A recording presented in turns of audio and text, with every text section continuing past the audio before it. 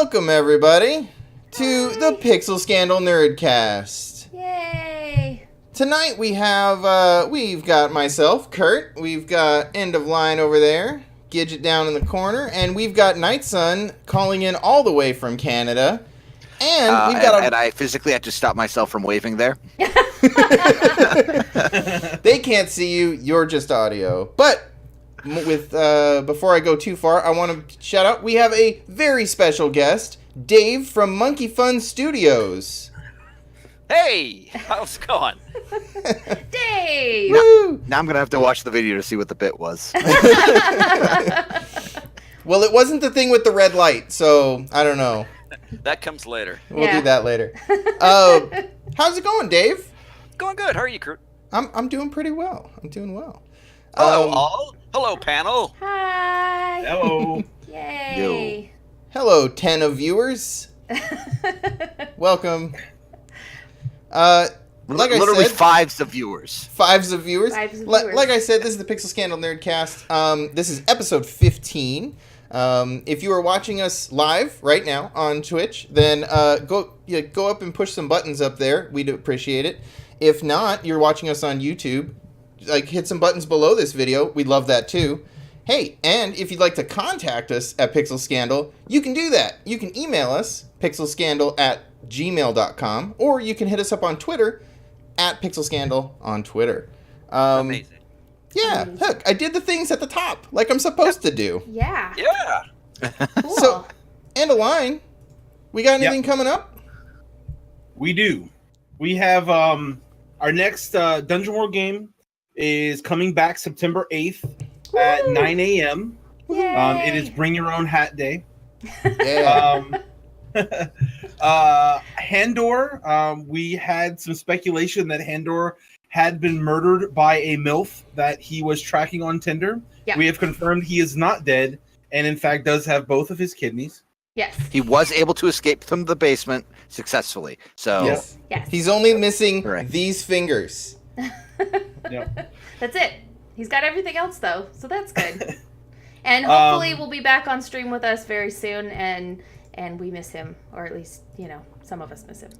Yep. Sorry for the delay on Dungeon World, but we actually played a game we will be talking about this morning that we had a lot of fun playing, that we decided to switch it up a little bit. We'll get more of that later. And then lastly, we had discussed it on a couple of other streams, but for the gamer nerds, we are going to be streaming a lot of World of Warcraft this week. The new expansion released Monday at 3 p.m. So we expect we'll probably get that stream started around 2:30 on Monday.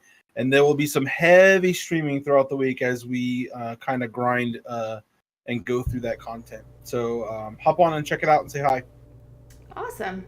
So, Dave, does Monkeyfun Studio have any announcements or anything coming up that you'd like to announce here?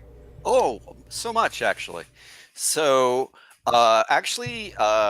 Wednesday, which will be August 15th, our newest Spirit of 77 double feature number 5, will be live on Drive-Thru-RPG. That will include 2 Spirit of 77 adventures.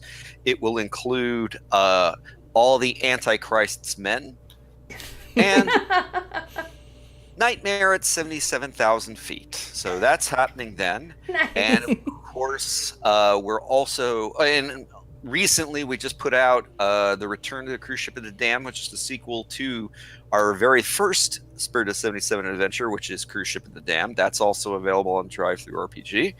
And we are going to be playtesting at both Strategicon and Big Bad Con, our newest game, which will be doing the Kickstarter for in February, called A Town Called Malice. So those are the things that we have announced, although there are secret projects that are currently being worked on as well. Ooh, you don't like taking time off, do you? I don't know if I do. I've never done it. You have to have done it to know if you like it? Actually, I almost forgot. So, it's only kinky the first time, Gidget. So, no. Also at Strategicon, we will have our newest pamphlet RPG.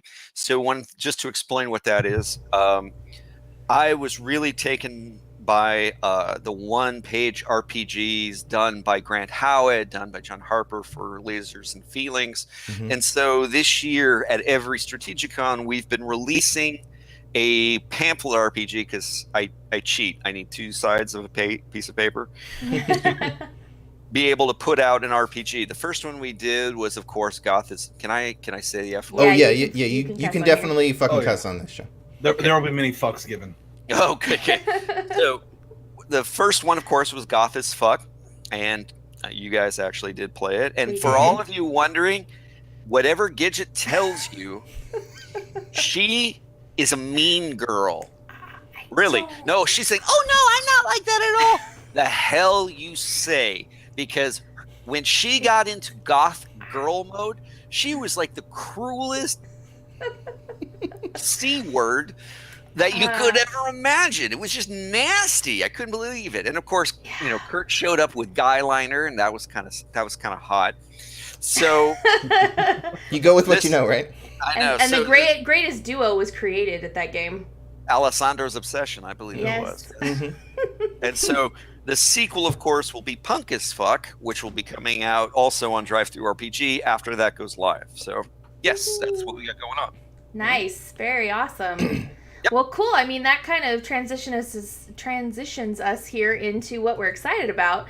And top of the list is Strategicon. Yes. Which is super exciting. And if you watched the game this morning, you will know that Kurt and I were so excited. We ended the stream very abruptly and as quickly as possible so that we could register for games. And it still wasn't enough. I got into one game. But I got into the very popular, ever elusive 16 Candles, 10 Candles game that Christopher Gray will be running at 2 p.m. on Friday. That Kurt desperately wanted to get into and didn't. Yeah. But what I've Wait, heard... I'm sorry. Please backpedal 3 seconds there. 16 candles, 10 candles? Yeah, so everybody man. dies? Yeah. No, you start with one candle and things get better as you go. Like 16 Candles the movie. No. You have to elaborate on that, Kurt. Explain why it's in reverse. Okay, so 10 Candles is a game in which you start with 10 lit candles on the table and 10 dice in your player pool. And every time you want to do something risky, you roll a dice. If you fail, you burn out a candle and you lose a die. It goes to the GM now. So over the course of the game, things get worse and worse for the players until eventually on the last one, when the last candle goes out, everybody dies. It's a horror game. Everybody dies. It's part of the thing. No spoiler. But 16 Candles. 16 Candles will be a reverse of that, much like the film where everyone starts out in the worst possible position they could be in and ends with everything they wanted. I can't wait. I'm so excited to do it. He didn't get in. Okay.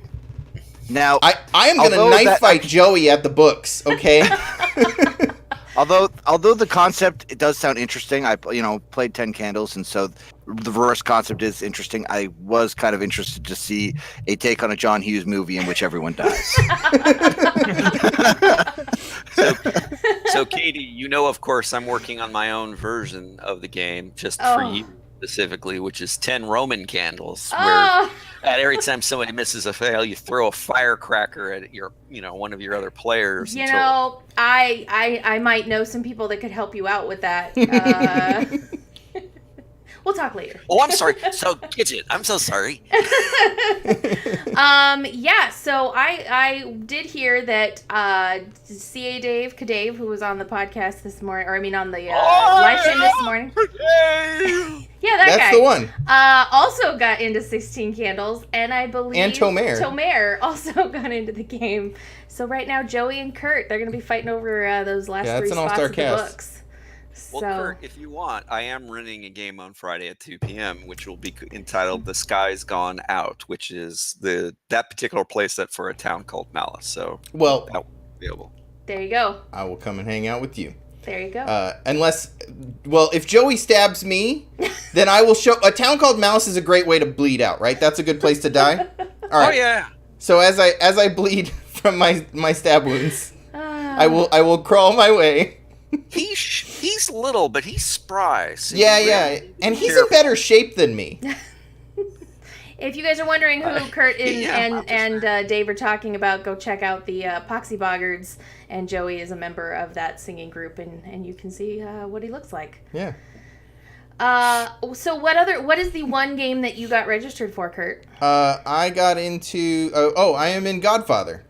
That Christopher Gray is running. Yes, Yes, because everything else at 8. Playtest. Yes, I got into Godfather, so I will be hanging out with Christopher Gray and Kizzia. We both got into that one. I also got into that game, and I think the only other game I got into was Kimmy from Happy Jack's podcast is running Demigods game. Wild Talents. No, she's running PBTA. She's running Demigods. So I'm going to be playing in that.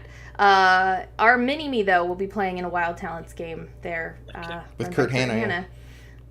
So last week I actually got to playtest Great American Novel with Christopher, and so have you guys played it yet? I have not. I have not. It's very good. I think you'll dig it. I think especially with the focus of it being on the Godfather novel. Nice.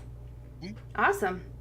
All right, so the other thing we're excited about, now that we can kind of move past Strategicon, because I think the most fun thing about Strategicon is drinking a whole lot and playing a lot of ridiculous games.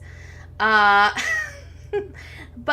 Kurt and Dave are excited about Big Bad Swingers Con. It's not called that. No?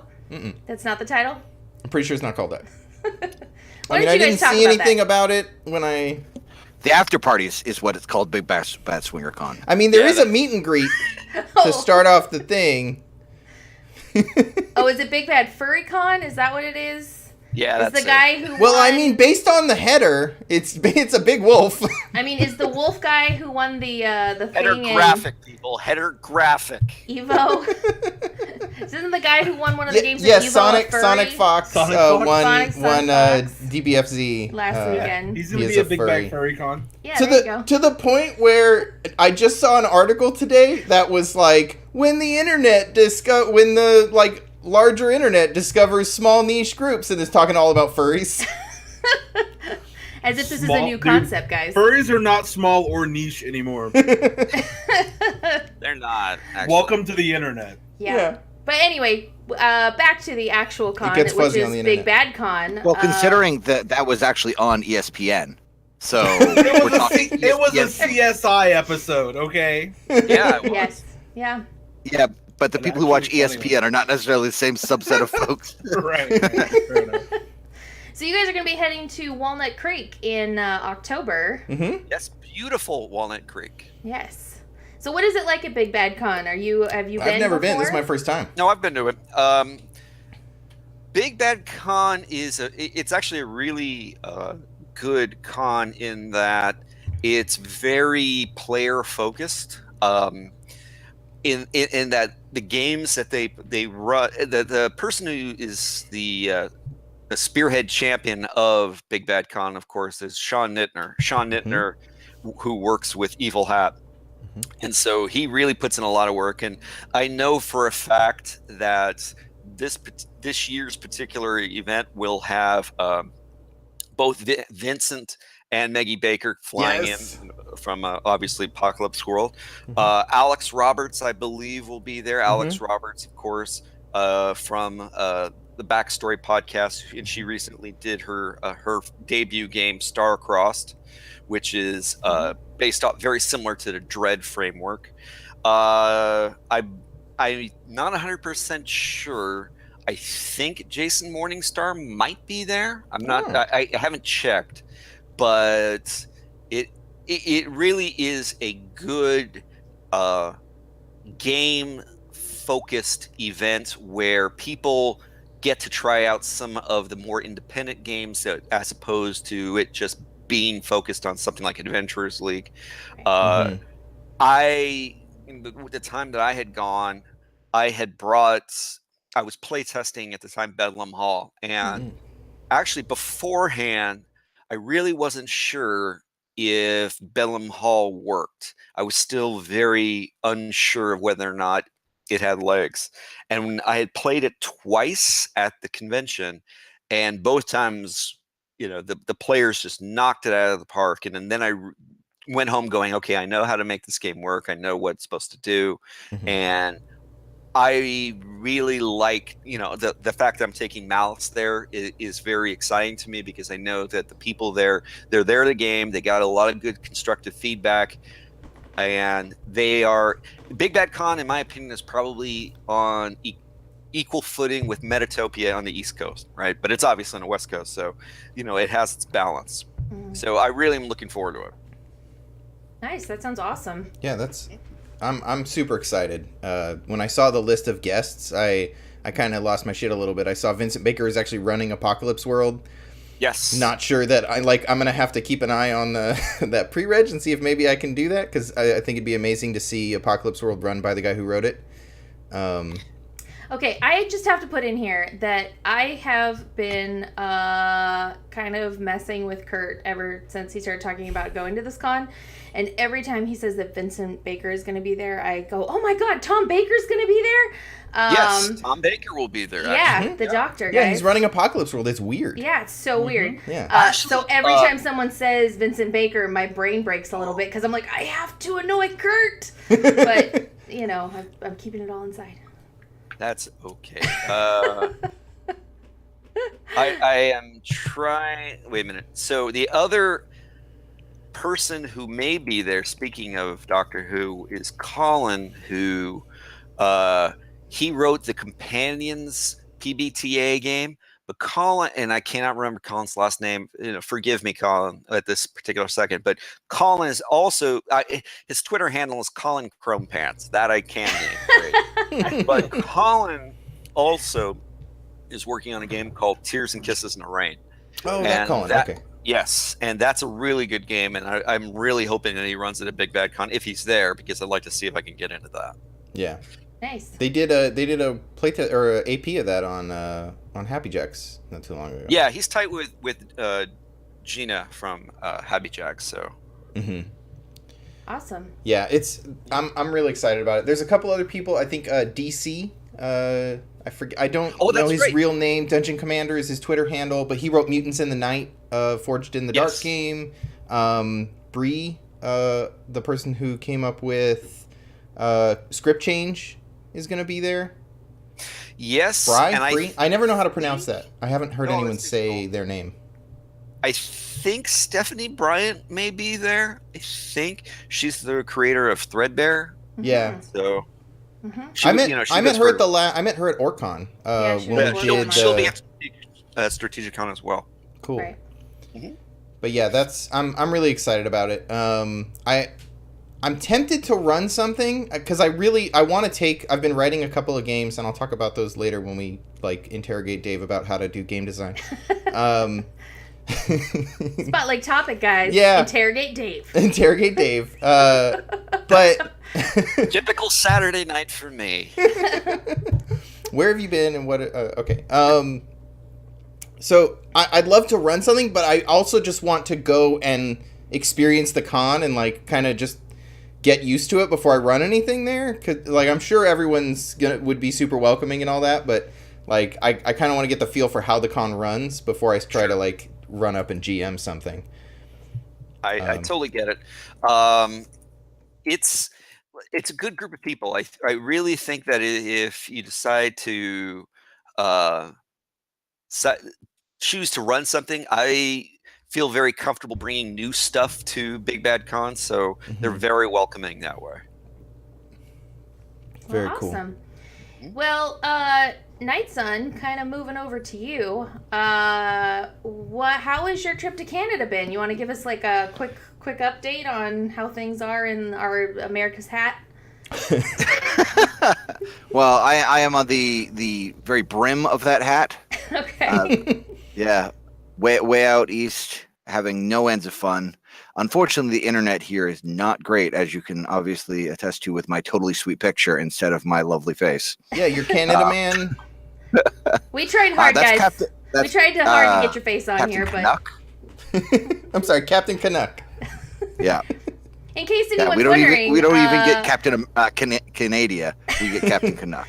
Night Sun is a native to Canada, and so he went home. This is him going to visit people. So where in Canada? I am in the tropical island of Newfoundland. Oh, there you go. Tropical island. The balmy summer months. It has. You would think leaving California for August would be, thank God I'm out of the heat, but it has been very warm here. Well, at least you're not When it's not breathing raining, smoke. which luckily has been every other day. Is the glacier melting? Like, what's the problem? I do have a serious question in that. So when I used to live up in the Pacific Northwest, whenever heat waves would hit, like they're in right now, they were totally unprepared for it because nobody had air conditioning because they're just so used to cool weather. So everybody would broil. Is that the way it is in Newfoundland? To be honest, I'm actually finding most people are pretty well equipped. Okay. Most houses out here don't have like central air, but everyone has these portable AC units that they've mounted in just about every room of the house. Understand.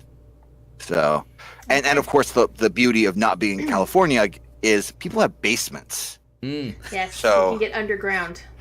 Yeah, or I can just get out to the water and everything's better out there. But the sad part is, as far as the internet goes, if I have to just hope that nobody even wants to watch Netflix, or else I'm not using the computer tonight. Okay. Well, at least up there in Canada, you're not breathing the smoke we are here in California. Yeah. So Yeah. at least your lungs feel Pretty better than bad ours. over here, you know. The air is very nice up here. I will say that. And I'm when in are Los you? Angeles. I don't breathe anymore. Night Sun, when will you be gracing us back with your presence here in the warm Central Valley? I'm sorry. What was that again? When are you coming back? I will be back the 25th. So Okay. So it'll yeah, be a while. it's a nice extended vacation. Very nice. All right, cool. Well, moving right along here, what have everybody played recently? Well, I said that I had played a Great American Novel. That was something Nice. actually I did, and all you guys played Roll of Dungeons. We did play World of Dungeons. I ran that game. It was a shorter game, so like we said, so we could get off and not get any games for Strategicon. But Hey, I got like 3. but I think it went really well. The rules are like, they are definitely out of the way. I'll say that. If you want something that is real light, I think the rules are 2 pages. For if you want to read all their Patreon backers, all John Harper's Patreon backers. But the setting, the amount of setting that he fit in 2 pages is really pretty impressive. Yeah.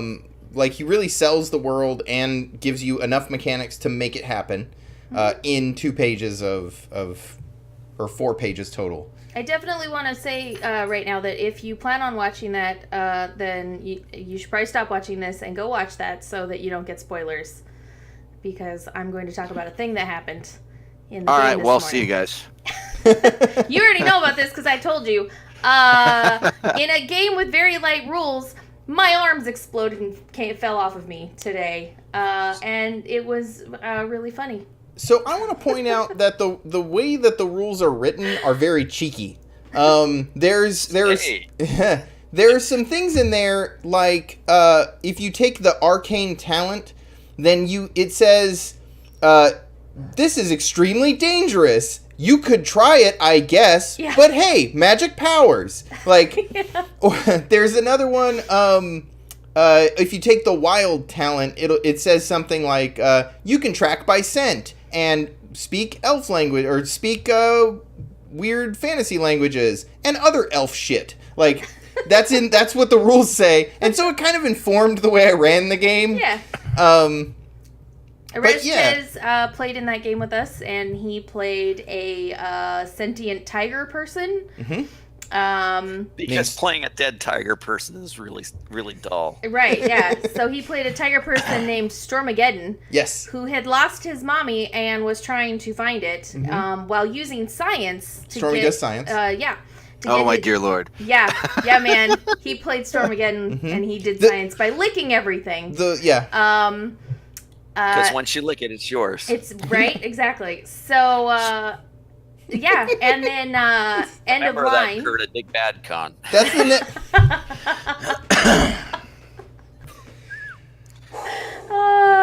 That's never gonna stop. Wake up, Kurt! Wake up! End of Line played Even or Evan, depending on how we said it every other time we said it. Which was a hipster with a pink beard who made an app to help you find, what was it? Avocado toast? Avocado toast. Artisanal avocado toast, which was amazing. And that landed him in prison? Well, no, we were going to the prison to close a rift in like time and space. Yeah, saving the prison. The setting is that there are these breaks that open and fantasy worlds get shunted into our world. So, like, now the mall has goblins, okay? Like, that kind of thing. Yeah. Oh, actually, quick question regarding to the loss of arms. Yes. Were you a goblin? I was not. I deserved my arms. No. Okay.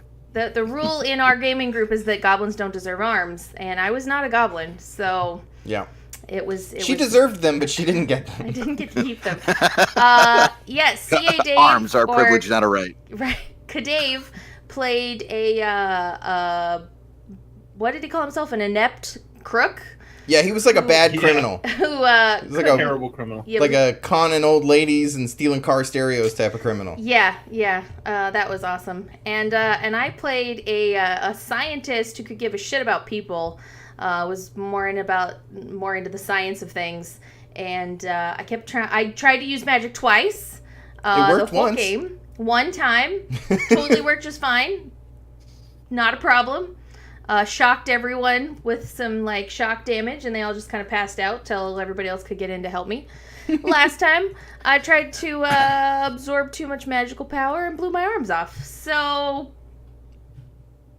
it was entertaining. Yeah, it was a good game, guys. What are you gonna do? Yeah, it was good. I enjoyed it. So yeah, that's what we played today. Anybody have anything else to say about Prison Break? I think it is a fantastic intro game, or a game where you have a story. You don't want to get trapped by too much mechanics, and you just want to do good storytelling and character development.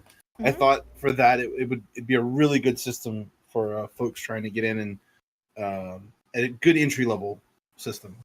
Absolutely, which I like, especially if you have a story that you really want to focus. I feel like systems. I know I'm probably saying something offensive to a lot of people. I think systems get in the way a lot of times. Right there with you, man. Yeah, I think in this case, we had a lot of fun with the characters, and I think it was allowed to shine a lot because we didn't get too much hung up. And also, it was really quick. Hey, I wanna plant C4. Roll insight. How successful were you? You can move on. You do it. You get your action. Mm-hmm. You do it poorly. There's a reaction. Of something terrible happens to you if you roll really low. And it also gives the GM some interesting story building. I mean, of course, you have your story, but it gives him some opportunity, or she to give some opportunity to inject some flavor into the story as it kind of progresses too, which is pretty cool. Yeah. Absolutely. I think it's a good thing to like keep in your bag, and then somebody doesn't show up, and you're like, oh, well, we'll just play World of Dungeons. Like that's because you don't. I mean, you don't need prep. You don't need. Yeah, you could build characters in 10 minutes. I mean, we were like, build characters 10 minutes and get playing. Right, we were like, we need to build characters ahead of time so we don't do it on stream, so it doesn't take up time. So we got on together all Wednesday night and made characters, and it took us like 10 minutes to make up our characters, and we're like, oh, okay, I guess we're done. See you guys. So it was nice, quick, simple, and yeah, it was I think good. it's a good like games on demand type of situation. Yeah, it was nice. So moving right along here, the other thing that we've been playing a whole lot of is WoW. World of Warcraft. There is an expansion launching on Monday afternoon, which is weird that it's Monday afternoon. Yeah. But hey, whatever. Well, maybe their base got old and they don't want to start at midnight anymore. Right. Yeah, then maybe that's what it is. So yeah, we've been playing a lot of World of Warcraft. I believe Kurt's been working on trying to get his moose antlers and grinding that rep. And Tyler, the quest to find the alt that you're going to, or the altaholic in you, have you found the character you're going to play with next week? I have. Oh, good. Yeah, I'm going to primarily play Discipline Priest, which is probably not a shock to the people that play with me. Nope. And then I should have a druid up to 110 by the end of night tonight, which we've been leveling over the last few days. So, I'm going to go in full healer again. I'll be doing Disc Priest and Resto Druid. Okay. Cool. I will be playing Mage. I don't really play anything else but Mage. We switched factions, and I'm still playing a Mage. And if I can get away with playing a Fire Mage, who's surprised, then I'm very, very happy because I like fire a lot. Yeah, I tend to go different every expansion. I don't think I've done the same class for an expansion, so I'm going Pally this time, and I'm gonna try to tank, but we'll see what happens. All right. I always end up falling into DPS eventually when it gets hard. Okay, and what I see here in the show notes under what have we played recently, that Nightsun has played alcohol a lot. Yes. Well, when you come back home for a family reunion and a town celebration, there's a lot of celebration and libations to be had. Have you had anything good that you hadn't had before that you were like, oh, this is good? No, just large quantities, really. Oh, nice. The same old, but Awesome. lots of it. Okay. Great. All right. Well, cool. Let's move into our spotlight topic of the night. That's going to be kind of spearheaded here by Kurt and Dave, and you guys are going to be talking about game design. Yeah. Ooh. So, well, I'd like to start off. We kind of covered a lot of this, but what's new for Monkey Fun? Anything other than Punk as Fuck and Malice? Malice and the new double feature, and I'm very excited about Punk as Fuck. okay, Very good. excited. Then maybe that we'll see if we can fit that in somewhere, but we won't let Kurt play. He's not very good. I mean, I'm just happy to be there. I feel like the goth as fuck character is starting to come out of me here. Stop being I think sassy. it just never left, and now you're just willing to show it. I think I just keep it inside, like it's just bubbling under the surface. It just. Anyway, I digress. Oh, we got a lot going on. I mean, we're very excited about having this new game coming out, just to kind of refresh everybody's memory about Monkey Fun for the umpteenth time. Mm-hmm. So, of course, our flagship product, of course, is Spirit of 77, which is 1970s pop culture, high-octane action RPG. And that's been out for 4 years? Yeah. Has it been that long? Monkey Fun just corrected me. It was 3 years. This is Monkey Fun. Oh, they say hello to Mrs. Monkey Fun. So, yeah, she waved. Okay, so last year we came out with Bedlam Hall, which, of course, is Downton Abbey meets the Addams Family. Which I absolutely adore. And with Malice coming out, this will be our third. And well, actually, that's not true. It is our fourth, because our third is, of course, Gruel Truck, which is food trucks in Middle Earth. And we've been toying with a custom deck of characters that would be an expansion. We'll see if we actually can finish it. But that's something we're playing with. And actually, I forgot to mention, so last month we put out in June we put out the Terrible Tale for Bedlam Hall, the Terrible Tale of a Continuation of Horrible Events. So we may or may not get another Terrible Tale out by the end of the year. It really depends on whether or not some of these other projects that we have in the hopper get completed. And of course, as Kurt knows, there's the work in progress of Space 1989.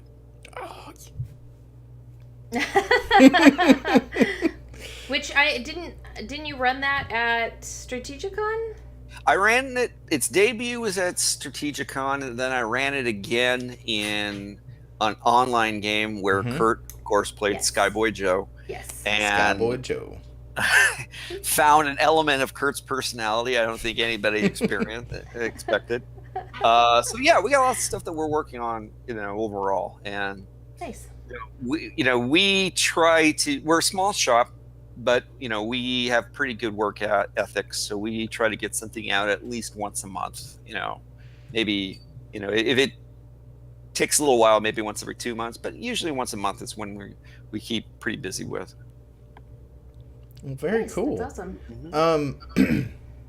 So, as someone who's trying to do game design, I feel like you are trying, like everyone is just trying to do game design until they accidentally do the first time and then they're good. Is that how it works? I'm hoping I stumble into it. But so I'm really curious, where does your process start when you sit down to create a new game? No, not where do you get your ideas, because that's a dumb question. We all know that. Oh, no, Steve Jackson will tell you. No, I actually. Do you have an answer for where do you get your ideas from? Oh, hit me. Oh yeah. So what I belong to a subscription service to AJ's Jewelry and Loan in Pomona, California, where I pay them a monthly fee, and they send me a list of all potential game ideas that I could do, and I belong to that in a while, and pawn shops usually have the most interesting ideas because they're usually recycled in one way or another. That's a great answer to that question. A little more. Ask for Dave Lisso; he'll help you. Okay, that is pretty exceptional. I'm gonna write that down. I was more curious if you start with an aesthetic of a game, the setting, or the mechanics of a game when you sit down to write a game. Okay, actually, it's a very interesting question, which requires a complicated answer. So this is probably going to be the episode where Kurt does not do a whole lot of talking. Yay! The first and only. So one of the, I tend to do things more hook driven, and what I mean by hook driven is I come up with certain ideas and then I kind of expand on them from there, and the rule systems that I ultimately use are usually the last thing to get decided because I like coming up with the overall idea first. And sometimes that's the setting, sometimes that's just what the characters will be doing, but it's usually putting it into that space before I start tinkering with systems. I'm going to name drop. Sorry. Hit me. So one of the best pieces of advice I ever received was from James Ernest of Cheap Ass Games. He had told me, and I espouse this to everything, that the idea is always the first thing that actually makes a good game, because very rarely do people play games strictly for the mechanics. Mm-hmm. Mechanics, there's lots of good mechanics out there. One thing I always say is that, because where we are in game design these days, you have a lot of tools available for you for your framework. You can potentially do something based off of Fate, or you could do it off of Savage Worlds, or you could do it off of PBTA, or you could do it off of many available kits that are, I want to remember I say that, SRDs that allow you to be able to say, okay, I don't need to reinvent the wheel. I'm going to focus on my system or my concept first. And then if I need to change the original system that I'm basing this off of, I can do that. One of the things that Vincent Baker does very clearly is that he makes it very explicit that people can call their games powered by the apocalypse. That's a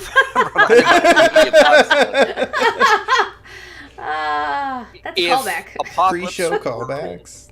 If Apocalypse World inspired them, that's it. If it inspired you, then definitely, you can call it powered by Apocalypse. If you want to put if you use our text, quote us, or attribute us. If you can't put the logo on for whatever reason, that's fine. So the point being is that you should never be locked into trying to reinvent your system in order to move forward with your game idea. And those, the great thing about doing that is that if you're basing it off of your hook or your concept first, then it's easier to switch out your system than the other way around. because then you can say, well, I'll just modify this, I'll modify that, and then it's a lot easier to be able to just keep moving forward.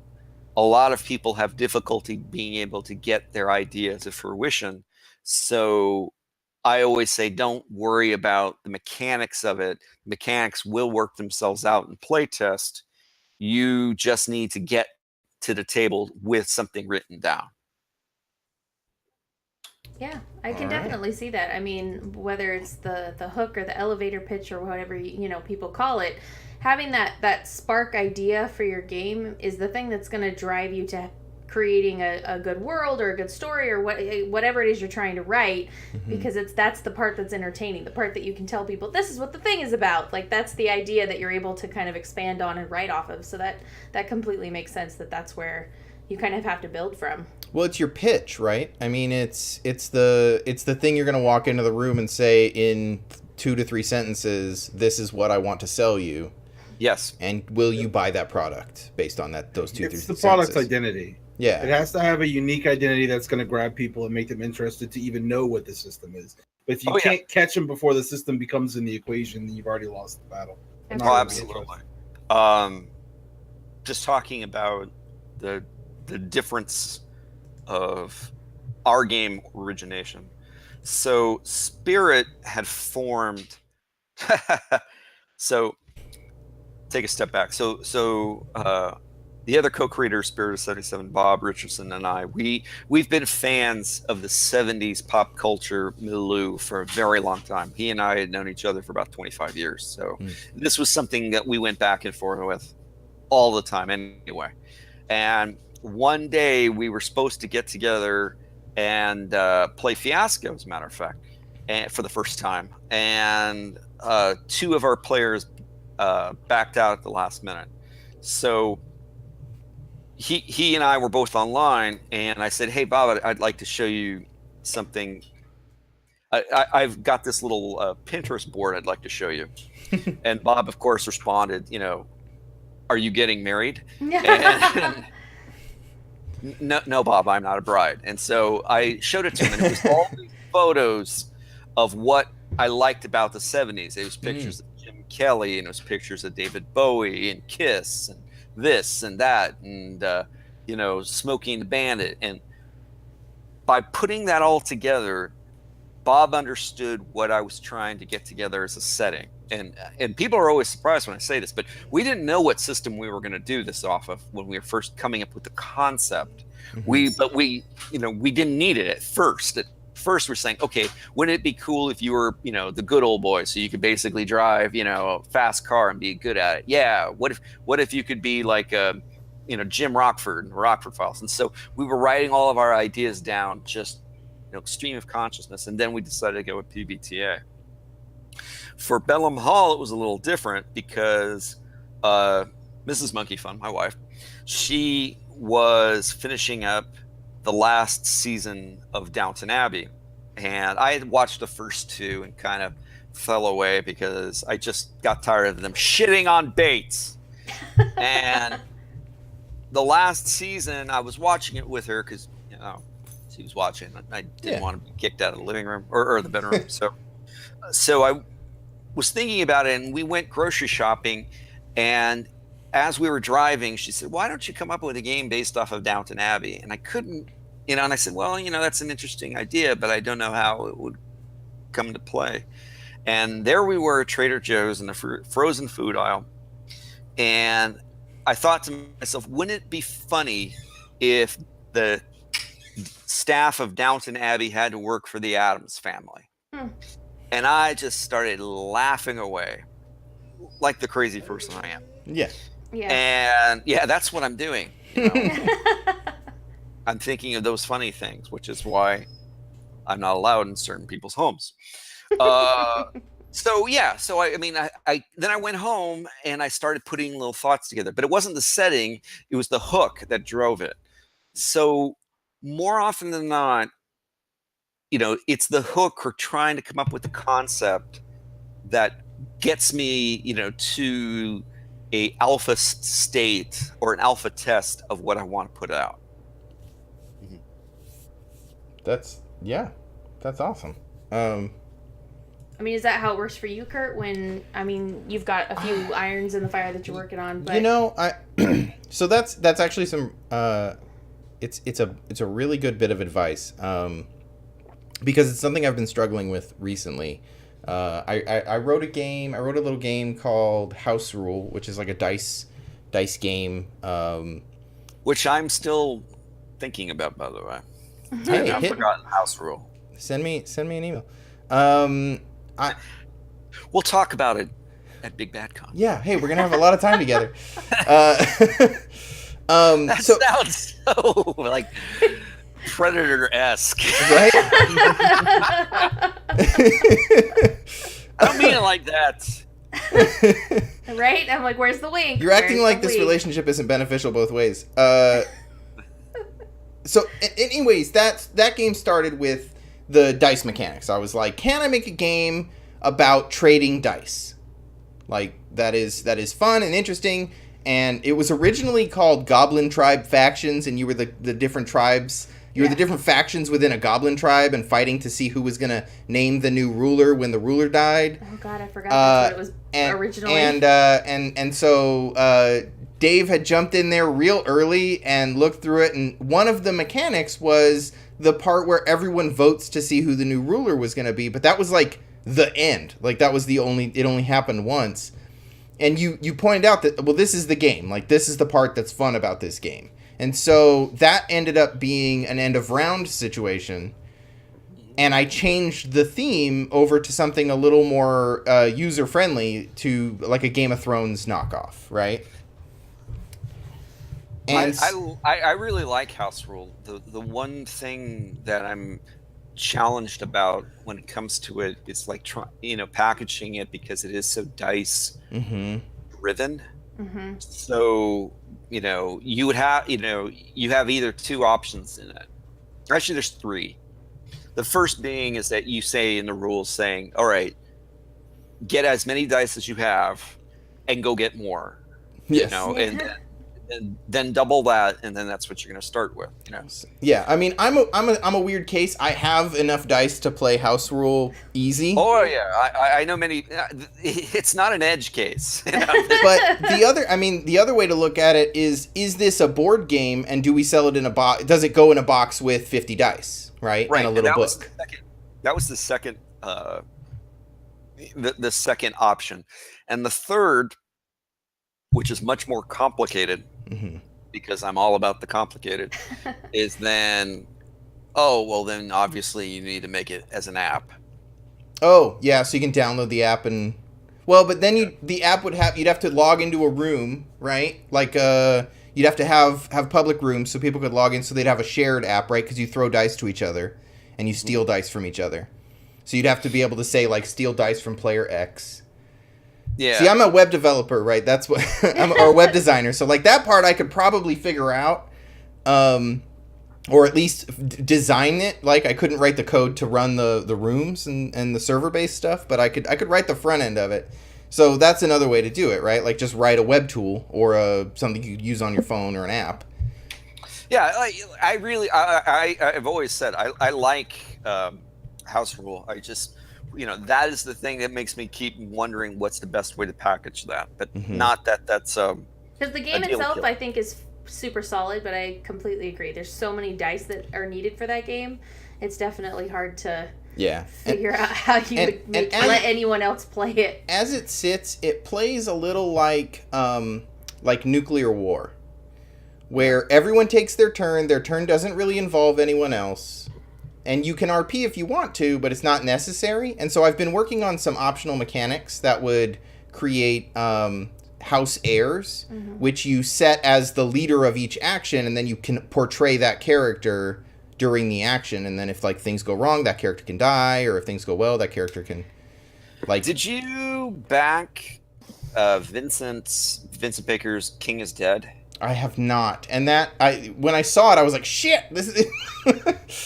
It's a very interesting, but it's different based on what I've seen. It's a series of mini games, and you're definitely playing the emissaries of the house. Yes. Yeah. And I did actually back it. If Well, maybe we'll corner Vince. Say, run this. We'll find him at Big Bad Con and say, "Hey, show me the thing. Show thing.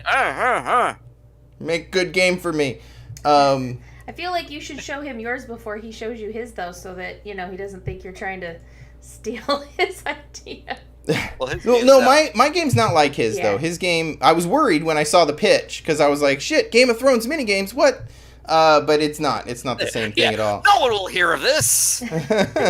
Vincent who? Yeah. It's Tom Baker's making a game, you guys. I don't know if you heard. Well, kind of moving along here, let's talk a little bit about playtesting and how that plays into your game creation and, like, what exactly do you get out of playtesting your games and why is that feedback so important? Sure. Every designer you're ever going to meet will tell you two things, as far as I can tell. They will tell you that they didn't plan enough for shipping during fulfillment. And they will say, I didn't play test this enough, because that's just, the refrain all of us say. And anybody who says different is trying to impress you. There's a lot of schools of thought about playtesting in that, you should, test it all at, black box and Toto as it is and see how it runs from beginning to end. You should test little particular mechanics or scenarios. You can do that too. I always do. I always take my playtest games to Strategicon, the LA gaming convention.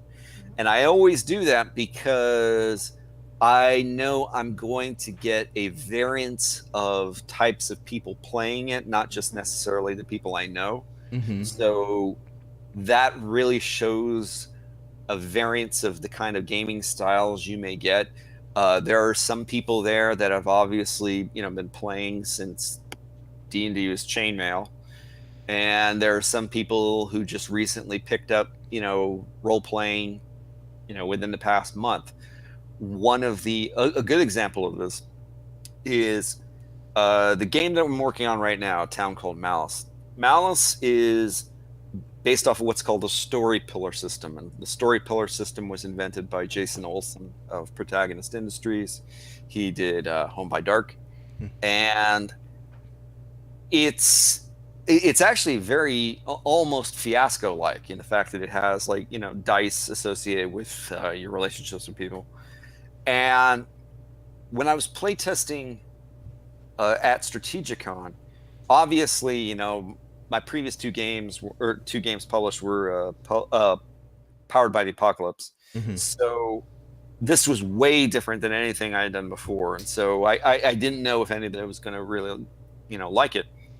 And the second game, 4 out of the 5 players actually came together. They showed up as a gaming group. They apparently recently started picking up D&D 5th edition. So actually one person, the gentleman who was their regular DM had played for quite a while, but his girlfriend and some of the other folks had not played anything but 5th edition as part of this gaming group. But they liked the concept of what they saw in the program for Malice. They liked Nordic kinds of crime stuff. Mm-hmm. So they wanted to investigate it, and they had a really great time. And they had a completely different interpretation of the game and how, their play style than, say, somebody who came from a very fiasco-based background. They played it differently than, say, Kadave would play it, or Right. possibly how you would play it, or Gidge, or anybody else, Mm-hmm. in that they had it with fresh eyes, which I don't know if I would have been able to find if I had just been hitting at people I knew, because you tend to associate regularly with people at your own level of gaming. You tend to. Right. So I like taking games to conventions because I never know what the mix is going to be. And that's actually another point, is that you don't know if like there's going to be one experienced person, one newbie, one thespian, one crunch, monger. You don't know. And that's what really gives your game legs in terms of being able to put it through its paces and see what could potentially be done with it. I think my biggest curiosity, and I think for both you and Kurt, is when you do get feedback about a game that you've written, how do you take that feedback and not take in basically everything that everyone says and completely change your game, but hold on to the spirit of what you were trying to... I mean, because everybody has ideas, right? And so they may be thinking, oh, this needs to go this way. And you're like, well, that's not really the direction I was going. So how do you take that feedback and not let it kind of ruin the idea that you were trying to go for? So, in the Kobold Press Guide to Game Design, written by Wolfgang Bauer, he says about playtesting that whenever anybody points out a problem with your game, listen to them that it's a problem. Whenever they provide you a solution, don't listen to them. Okay. That makes sense. Yeah. I mean, it's a little draconian, but it's very true that if people say that there's a problem with one thing or another, the fact that they're mentioning it usually means there's something that you could probably refine. But, people do take their own stuff to the table, and everybody wants to be an expert. Right. So you kind of have to take that with a grain of salt, and saying, okay, that's their solution, but what's my solution to this? Right. But if they're having an issue with it, obviously that's something somebody else might have as well. And I think that's, like you said, that's why you playtest it several times. You don't just playtest it with one group or the same group over and over again, because you're going to get the same kind of feedback from the same people. Or, if you only do one or two playtests, like you said, you always feel like you didn't playtest enough. So you want to get, like you do with Strategicon, you test it over and over again with a diverse group of people. Because if you keep getting the same feedback, oh, well, this thing didn't really work out well, then okay, that really is something that's come up several times through my playtests or whatever it is, so it must be something that needs to be tweaked. So that's please go ahead. Oh, I was just going to say, in my professional career as a graphic designer, I've had to take feedback the whole time, and the being able to filter out what people think the answer should be, and accepting the fact that their problem is correct. Like, the fact that they had a problem is fine, but you're going to solve it the way that's best for the project. That's definitely something that you have to get used to. A phrase I heard recently, because I've been working a lot more with our IT department, is they'll call out our marketing guys and say, you're solutioning, and just shut them down. But that's something that kind of clicked in my head, because usually I would just let them go and then just ignore it. But it's something that I hadn't carried over to game design for some reason. Well, this is actually pretty similar to digital design too, where your users are very good at telling you what they don't like. Yeah. They're not very good at telling you why they don't like it. And they're terrible at telling you how to fix it in any way that's going to work. Because what they don't like might actually be a system that's completely unrelated to what they don't like. Yeah. Fixing something else might streamline and fix 3 people's not likes at the same time. Yeah, and you have to compartmentalize taste versus broken.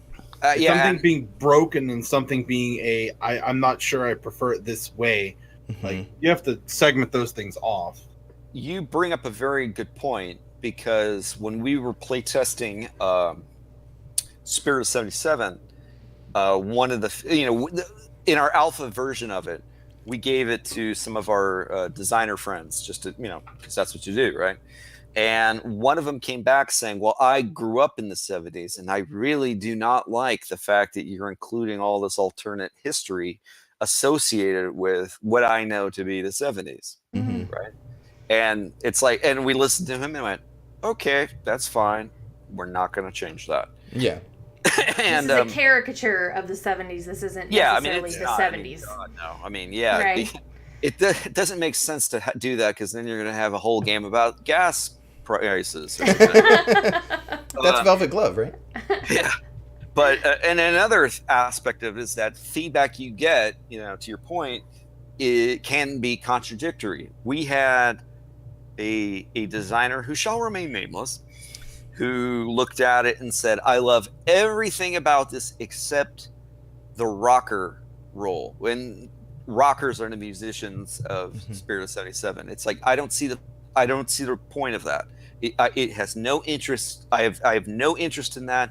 I wouldn't play it. I wouldn't really want other people to play it. I don't know why you included it. Handed it to another designer, who shall also remain nameless, and she said, oh my god, I get to play a rocker. Oh my god, this is the coolest thing ever. And so you look at it going, right, all right, well, they're both there. You play what you want. It's a salad bar. Take what you like. Don't sneeze on anything. Go on. So that's really the truth of it, is that you do have to weigh the considerations of it, but it is the difference between personal taste versus something that's broken. Well, kind of our last part of our spotlight topic here, because we're hitting our hour, is the actual game production. We've kind of gone through designing the game and why playtesting is so important to the process, and the last part is really getting your game produced. It's getting it out and getting it to the people, right? Sure. So when we're looking at, the roadblocks to getting that done, what are some stuff that you have found that make it difficult for you to actually get it from your brain to playtest to out to the market? Okay,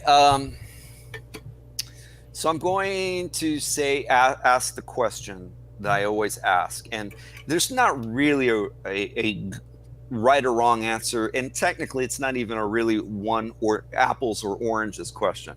But the question I often ask new designers is, do you want to be a game designer or do you want to be a game publisher? And the reason I ask that question always is because it's two different disciplines. The game designing gets you to when you have a finished product, but the publishing requires a multitude of skills that you wouldn't normally associate. Obviously marketing becomes part of it. Obviously fulfillment becomes part of it. Layout, design of just the printed page. You have to learn art direction. You have to learn shipping.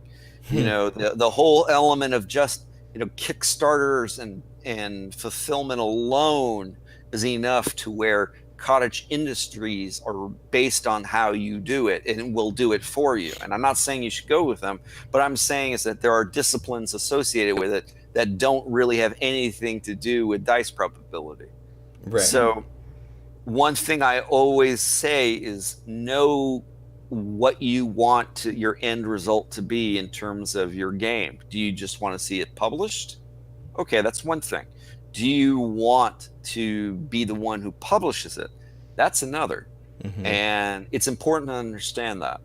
And I always say to people that the best advice you can get in terms of how to get your game out will be not associated with games. It will be things like looking into being an independent band or a musician, because a lot of them have to do it yourself. That's just how it works. Learning things about web design and those kinds of things, about learning how it is to make a useful website. Doesn't necessarily need to be like the next Amazon.com, but you really need to start thinking about that, because that's going to be how you represent yourself and build your audience in terms of your interface with folks. You really need to look to alternative resources, because at the moment there really isn't a certain way of doing the whole process, because it's kind of niche. It is, and that's fine, but you need to be creative in the information that you pursue, or that you pursue, to be able to get it over the finish line. It sounds like having a solid brand helps. It's kind of like when your elevator pitch for your game, it's the same thing for your company, right? Like you need to have something that, like you said, the website needs to look good, so when people go there, they get the feel of the kind of company you are and what the product you're putting out, and so your brand becomes just as important as the product that you're actually trying to put out there. And it's not just how it looks; it's the function of it. One thing if whoever is listening to this is wanting to put out their own game or publish their own game by themselves, God help you. But the piece of advice you should write down right now, if you take nothing else, is develop your mailing list. Because your mailing list is going to be important to you, and your website needs to facilitate that. Right. And you need to realize that kind of audience is going to help get you, feedback. It's going to get be your best promotion. It's going to be the people who buy your product first, and it's going to be the people who come back for the second and third game. Yeah. I mean, it's before I did game design, I used to be a musician, and not a very good one, but I know for a fact that it's like when you put out your first CD, everybody wants to buy it because they want to support you as a friend. Your aunt, your grandma will buy your punk rock album. Never listen to it, but she'll have it there. She go, "Oh, take a look at what my little David did." That's a great of grandma. America. What? Okay. Oh, honey, you shouldn't use language like that. Yeah. Are you still singing that song about masturbation, David? Yes, Grandma. Oh, that just makes my little heart swell with pride.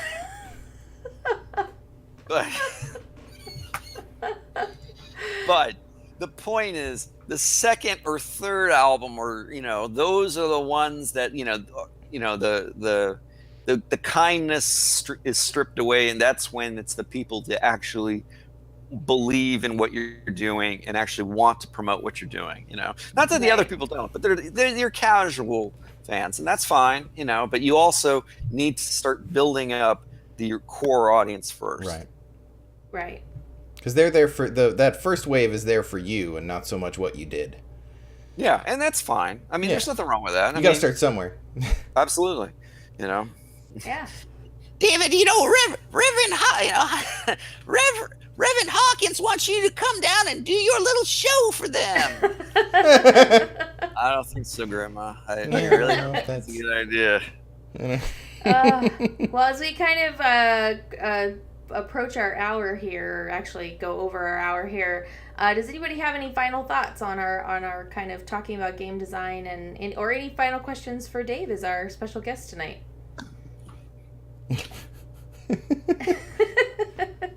Dave, do you have any final thoughts?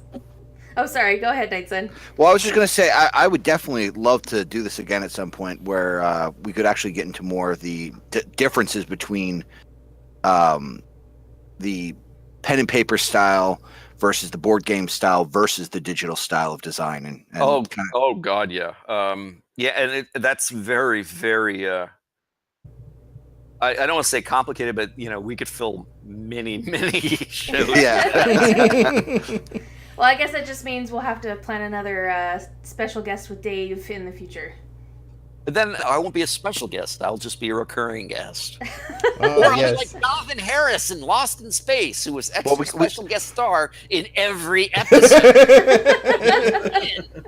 We could just add quotations around special. I have been I was 22 when that happened. It has been over a decade since that happened, and every time someone does air quotes, my brain goes, vagina. No matter who's talking, I could be in a business meeting and someone's like, well, they did, and I'm like, this person just said vagina. My brain has been doing that since I was 22, so... How is this the first time I've heard of this? I'll tell you that story later, Knightson. No, I'm just... Oh, what that's I mean right. is, You how were is here this the first time that I've heard this thing? You don't do a lot of air quotes. That's right. Why. No, we don't do a lot of air quotes in our lives, so I just I haven't had just an said asshole opportunity. literally. Yeah. Yeah. I don't really know what this means. I don't. Yeah, we just don't do air quotes. The story never came up until mic test today. Anyway, I want to thank Dave for being our extra special guest tonight. Thank you, Dave. Oh, you obnoxious robot, you. And as has been for the last couple weeks, Handor's not here for me to give him shit about not writing his outro. So, Kurt, take it away. All right. Wait, well, wait. Oh. I always recommend check us out online at www.monkeyfunstudios.com, and we're on Facebook and Twitter and Instagram and Google Plus and probably something else that I can't remember. Yes. So find us online. Definitely Perfect. go check out Monkey Fun. If you'd like to find us, you can do so If you're currently in the chat, End of Line did put links to Monkeyfun Studios website. Scroll to the top. So if you are in chat, you can reach it there, and we will definitely put it in the show notes on YouTube. Very cool. And I'll throw it on all the video notes. Back to Kurt. Yep. Or that way, I guess. Thank you, everyone, for joining us for Pixel Scandal Nerdcast episode 15. If you'd like to email the show, you can do so at pixelscandal@gmail.com. If you'd like to find us on Twitter, at pixelscandal on Twitter. This was live on Twitch, twitch.tv/pixelscandal. And if you're watching this on YouTube, that's got a shitty URL. I'm not going to say it. You'll find it. Thanks, everybody. Thanks, everybody, for watching. Follow the show, subscribe to the videos, share with your friends, tell everyone. Thanks, everybody. Come watch us for our next stream. We'll be streaming the WoW launch, and we'll see you next Saturday at 8 p.m. for our next Nerdcast. All right. Thank you for having me on. Absolutely. Yes. You're always welcome. And thank you so much, Dave, for joining us. Of course. All right. Yes, thanks so much. Bye, everybody. Bye. Bye, everybody. I love you.